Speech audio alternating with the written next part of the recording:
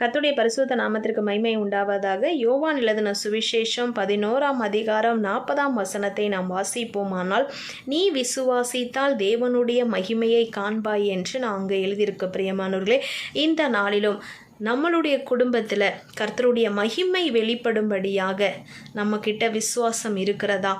அவர் விரும்புகிற விசுவாசம் மாத்திரமல்ல, கர்த்தருடைய மகிமை நம் குடும்பத்தில், பிள்ளைகள் வாழ்க்கையில் என்னென்ன காரியத்தில் கர்த்தர் உங்களை மகிமைப்படுத்தணும், உங்கள் வாழ்க்கையில் மகிமைப்பட வேண்டும் என்று நீங்கள் செபித்துட்டு இருக்கிறீங்களோ அந்த காரியத்தில் இந்த நாளில் கர்த்தர் சொல்லுகிறார், நீ விசுவாசித்தால் தேவனுடைய மகிமையை காண்பாய் என்று. கர்த்தருடைய மகிமை நம் குடும்பத்தில் காணப்படும்படியாக இங்கே என்ன சூழ்நிலையில் ஆண்டவர் இந்த வார்த்தையை சொல்லுகிறார் என்று பார்ப்போமானால், லாசரு மரித்து 4 நாள் ஆன பின்பு அவர் லாசரை உயிரோடு எழுப்ப வேண்டும் என்று மார்த்தாளிடத்தில் வந்து அந்த கல்லறை எடுத்திருக்கிற கல்லை புரட்டி தள்ளு என்று சொல்லுகிற வேளையில் மார்த்தாள் சொல்லுகிறாங்க, 4 நாள் ஆயிற்றே, நாருமே எப்படி அப்படின்னு கேட்குறாங்க.